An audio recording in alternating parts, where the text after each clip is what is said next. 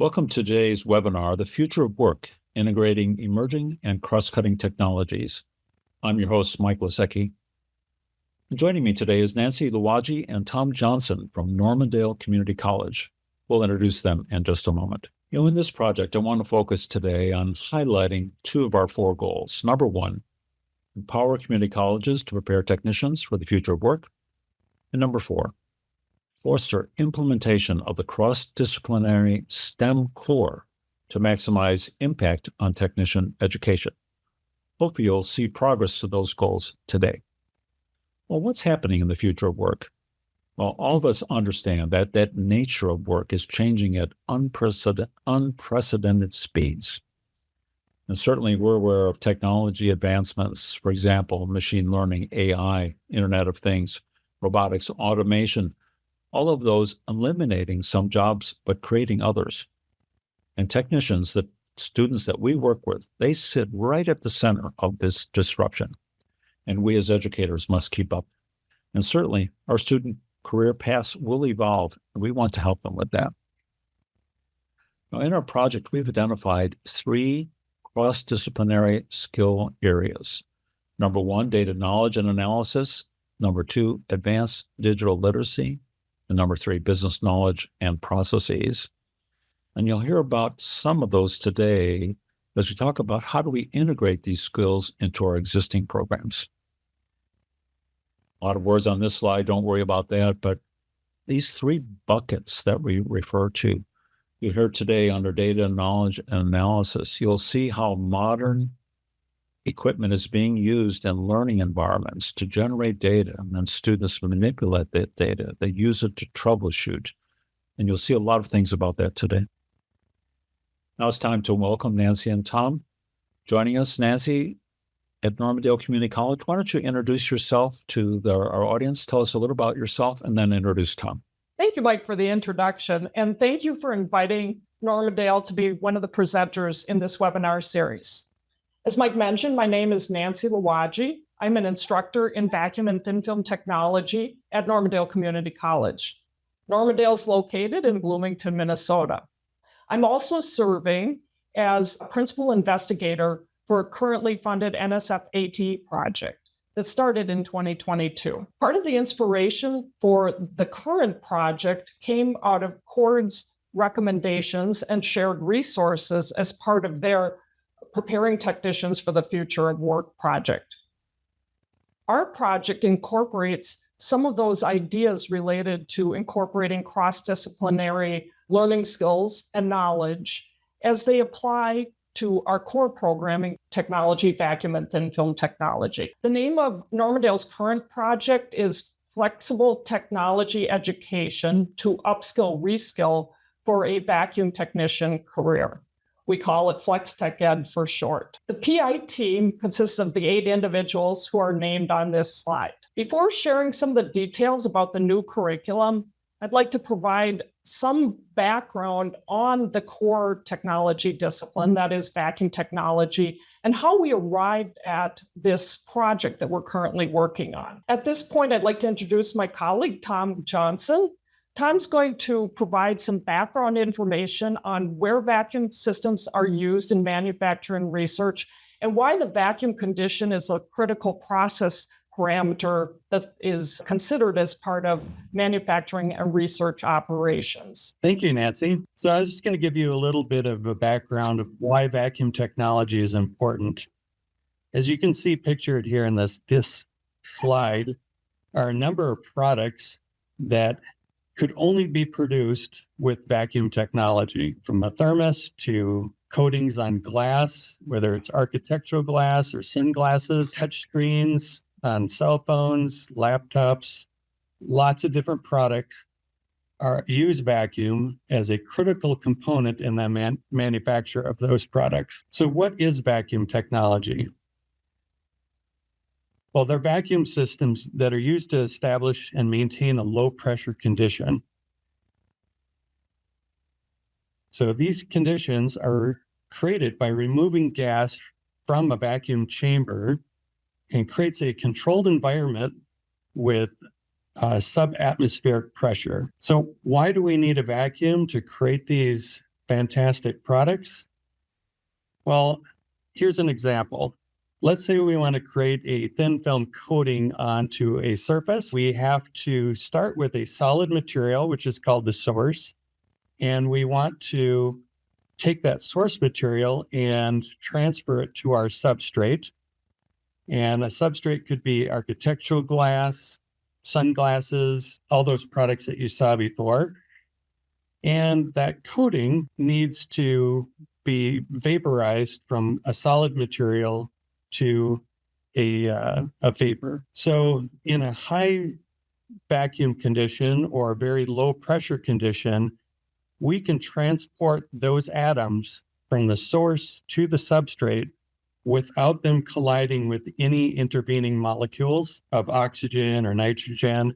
So therefore, we are ensuring that we're getting the coating that we intend. So in summary, a low pressure condition facilitates the process of coating a surface with a thin film of very pure material. What is Normandale's Vacuum and Thin Film Technology Program? Well, this is a program that prepares a student to work as a technician in industries and research organizations which rely on vacuum-based processes. Normandale offers 3 different credential options. One is a 2-year Associates of Applied Science degree, which consists of 60 credits worth of coursework. Then there's 2 certificate options.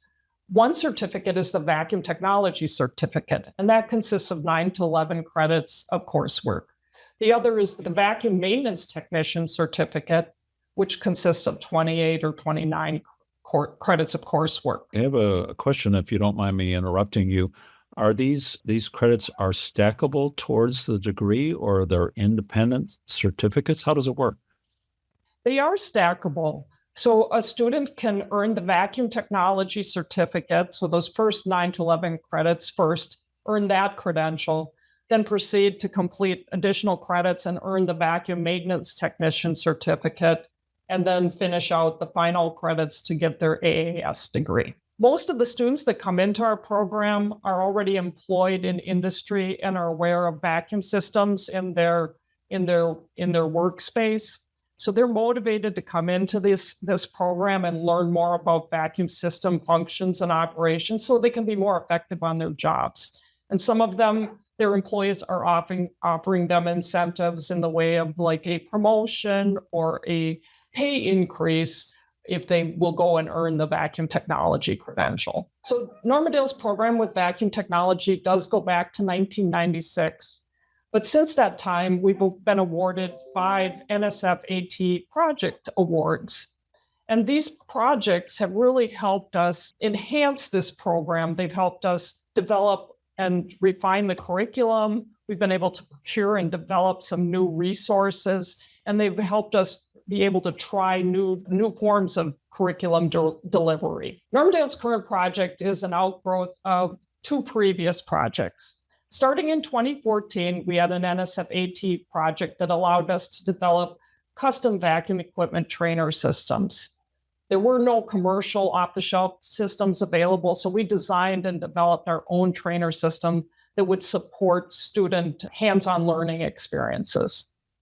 In 2017, we received another NSF AT project, and we were looking at creating the vacuum technology certificate curriculum in a fully distance learning mode so that students could do all of the curriculum from outside of Normandale. They did not have to attend in person. Part of the initial motivation in the project was to acquire a piece of equipment, a material deposition system that could be remotely accessed by students and operated by the students. After the pandemic hit, we received supplemental funding that was in support of undergraduate research experience. In the undergraduate research experience, we had our students help us to design and develop, build, and test the vacuum equipment trainers that were originally developed as part of the previous project and transform them into an automated system, one that could be remotely accessed and operated by students. As part of that URE experience could actually be its own course where we would integrate the automation or the teaching of automation and apply it directly to the system operation of those vacuum systems. I wanted to point out who the person in the picture was. So the person here is one of our URE students. His name is Jason Rear. Jason is responsible for the original design of the remotely accessible vet system that you're going to see demonstrated in a little bit. Jason, when he came to us, was employed at a local semiconductor business as an operator. He earned the vacuum technology certificate and then continued on to complete the AAS degree in vacuum and thin film technology. He has since been promoted to a process technician at his employer. At this point, I'd like to give it back to Tom, and he's going to talk more specifically about the curriculum we have in mind for this new automation in vacuum technology. Thank you, Nancy. I'd like to talk to you a little bit about how we transform the undergraduate research experience content into a fully functioning course. We have 3 components to this course series: the Introduction to Vacuum System Automation, which primarily focuses on the documentation side of things. What are the pieces of documentation that are important to automation, like schematics and instruction manuals and those types of things? And then we're going to build upon that in the second course in the series with inputs and outputs for vacuum system automation. And in this course, we're going to actually have hands-on components that students will be wiring and integrating to their PC at home. And that will give them an introduction to how to collect signals from devices and how to integrate that to a computer interface. And the third course in this series is we call our capstone, which kind of pulls all of those learning experiences from the previous 2 courses and has a student have a project, and they would create their own human machine interface for a simple vacuum system. We had a student actually create a human machine interface for a vacuum equipment trainer, and we'll demonstrate that for you shortly. But here's a picture of what that vacuum equipment trainer looks like. We have our vacuum chamber supported by a rough vacuum pump and some valves for operating gas flow. And we'll be taking these components and automating them and making them remotely accessible. And it will be up to the student to create a human machine interface to incorporate all of these elements. So let's go ahead and take a look at what that remote access vacuum equipment trainer looks like and operates. Let me demonstrate the system for you. This is what a student might see when they log into the equipment at Normandale campus. So I am not at Normandale campus right now. I am located remotely, and I have been able to log in over the internet to this piece of equipment, this vacuum equipment trainer.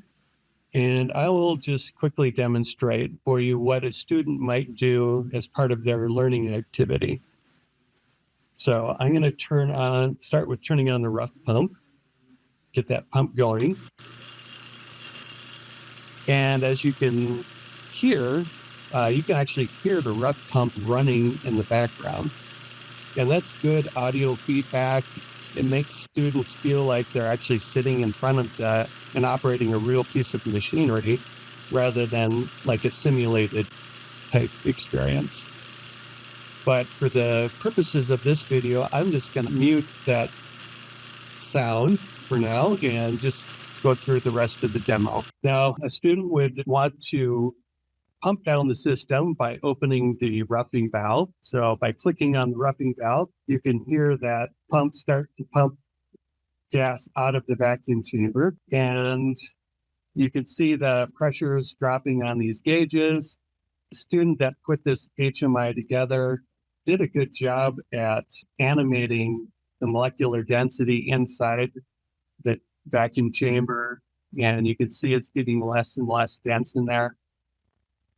Over on the right-hand side, we got some trend graphs showing the pressure. As soon as we open that roughing valve, the pressure drops over time. We have two representations of that data that's being collected. We have a linear graph showing atmospheric pressure down to 0, but we also have a log representation of that same information. And that's more useful when you start pumping over several orders of magnitude. You lose a lot of detail on that linear graph as it levels off, but you can still see that it's continuing to pump down. And then once they got down to the pressure that they want to do their activity at, they would shut that roughing valve, and then they would vent the system back up by opening the vent valve. And by opening that vent valve, they're letting gas back into the system and bringing that vacuum chamber back up to atmospheric pressure. And you can see that also show up on these linear log graphs. So this is what a student would do if they were taking one of our vacuum courses. They would be interacting with this equipment, getting a sense of how this equipment is operated. For our automation class, our capstone project that I referred to earlier would actually give the student an opportunity to make their own human-machine interface for this same system. So they would wire up all these devices, the valves, the gauges. They would bring that information onto their computer and then link this to a data acquisition software and be able to graphically display it in a manner of their choosing. Now, we think that this is a very valuable experience for technicians that are working in the field to be able to interact with digital automated components. And that was one of the feedbacks we've got from our program advisory group, that students really needed this type of experience to work in industry today. Tom, it's Mike. I wanted to make a comment here. I really picked up on what you just said. I mean, their ability to work with real-time, live, digital components, and then take that data, do something with it in Excel. And that's the expectation of industry. That really resonates with us. Here we are looking at it right on the screen. So I'm impressed with this. Yeah, it's really been a game changer for us as far as delivering this education to students. Students can be located anywhere they have access to the internet, can interact with the equipment, they can build their own automated system at home and test it out on live equipment. So they're sitting there at their kitchen table with their computer logged into this system, actually building their own HMI and acquiring data from their home. That is correct. Okay, that's pretty good. Colleagues, as we turn to an opportunity to ask questions among our presenters, one of the things I wanted to wind back to, Nancy, is you mentioned many of your students are employed. Are the industry sending people to Normandale? Do you go to an industry to engage them? Is it for credit? I know that's a lot of questions at once, but how are you working with industry, Nancy? Well, that's a great question, Mike. We've had great support locally from a few different companies that have fabrication facilities and employ quite a number of maintenance technicians and process technicians. And the answer is yes, they do refer those individuals to come to Normandale and get this vacuum technology certificate or the AAS degree. We have been expanding our reach because of the distance education component. So we're networked with other businesses across the country now that have sent a few of their employees or signed a few of their employees up for our courses. So it's a combination of we're still working with our local employer set, and they still have needs to hire more technicians, but also nationally there's a big need to hire different types of maintenance and process technicians for different businesses. But Tom, a question from our audience. What about troubleshooting? I mean, that's a big demand by industry now, people that are skilled at troubleshooting. Does your system help students with that skill? Yes, I think it does. Since you're working with live equipment, anybody who's worked with vacuum equipment knows that it doesn't always work as intended.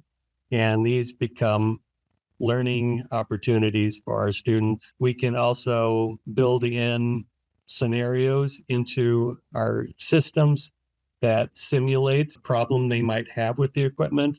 And then students would have to figure out how to diagnose the problem and then fix the problem. And I think that the automation course actually takes it even one step further because it really gives students a feel for all of the components behind the scenes, not just operating the system, but actually the components that actually are put together to make a whole vacuum system work. Good, good, excellent. You know, today, Nancy and Tom, I wanted to congratulate you because here, right in front of us, we've seen how one integrates things like automation into, Nancy, you refer to it as a legacy technology, but vacuum technology is very current today, of course. So integrating automation, Tom, you talked about the data stream and having the students be able to look at that data, do things with it, make decisions on that basis. That is the real future of work, right? Students being able to do those things. So thank you for showing us today how this all actually happens. As we conclude for today, I'd like to remind you again of additional resources that are available at preparingtechnicians.org. We have a framework for cross-disciplinary STEM core. That's about a 5 or 6 page white paper that'll give you the basis for some of the decisions that have been made in integrating these technologies. Also, we have something that are called instructional cards. They are short learning activities that you can download and use right in your class. You can listen to podcasts like this one featuring cutting-edge industry interviews, and you can share recorded webinars like this one today with your colleagues for your own professional development. Here's some examples of those instructional cards that I just mentioned in that first bucket: data knowledge and analysis, data visualization. You saw some data being visualized today. We talked about spreadsheets. Instructional activities in the middle column include automation and robotics, integrating Internet of Things type of sensors. So all of these things are available for you at the website. Podcasts in these series, including this one, you can see another of the other ones, including the one on the upper left, Technicians in the New Blue Economy. That was an interesting one. And finally, in this webinar series, you can share and find them at preparingtechnicians.org/webinars. Nancy and Tom, thank you again for joining us today. We enjoyed hearing about all of your work at Normandale and how you've expanded this onto the national stage. So thank you both again. Thank you, Mike. Colleagues, that concludes our webinar for today. Goodbye.